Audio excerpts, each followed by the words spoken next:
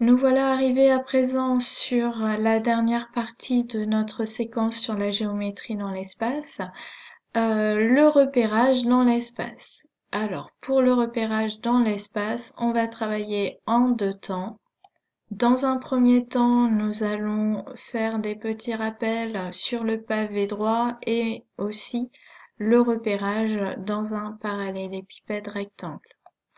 Ensuite, je vous laisserai aller voir une autre vidéo pour le repérage sur la sphère. Alors, pour pouvoir se repérer dans un pavé droit, il faut bien évidemment d'abord savoir construire un pavé droit. Donc ici, on a un pavé droit avec une face ABFE qui est visible, donc l'œil se trouve ici. Cette face-là est réalisée dans ses vraies longueurs et vraies dimensions. Donc AB aura pour longueur sa longueur réelle et AE pour longueur sa longueur réelle. Les angles droits sont respectés puisqu'il s'agit d'une vue de face. Ensuite, on va tracer les 4 arêtes qui nous permettront d'avoir la profondeur. Donc on va tracer surtout 4 arêtes parallèles et de même longueur. Donc l'arête AD, l'arête EH, l'arête FG et l'arête CB. Ensuite, on va tracer les 2 arêtes qui vont correspondre à la hauteur. Donc on en a déjà 2 de tracés. On a BF, on a AE. On va tracer DH et on va tracer CG. Une fois que ceci est réalisé, on va pouvoir tracer nos 2 autres arêtes qui vont correspondre à la longueur, si vous voulez.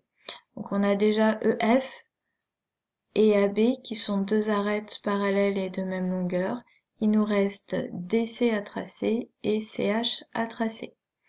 Si votre pavé droit n'est pas un véritable pavé droit, ça veut dire que vous n'avez pas forcément respecté le parallélisme et les longueurs.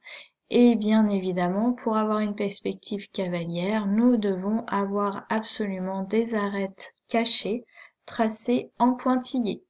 Donc l'arête AD-DH et l'arête CD doivent être tracées en pointillés. Donc petite définition, dans un pavé droit, un parallélépipède rectangle, un repère, ce qui va nous permettre de repérer un point, est formé par 3 arêtes ayant un sommet en commun et ce sommet s'appellera l'origine de notre repère.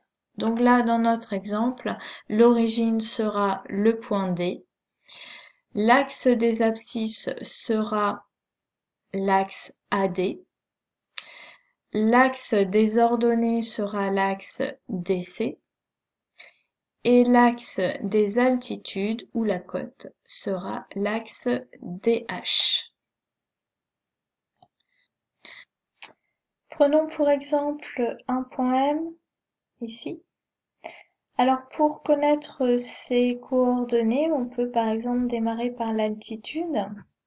Donc là, si je regarde la face du dessus, la face EFGH, son altitude, elle est de 4. Donc le point H se situe à 4 en altitude, mais le point G aussi, le point F et le point E. Alors vous voyez bien, dans l'espace, c'est trompeur parce que EF, on dirait qu'il est à une altitude de 2.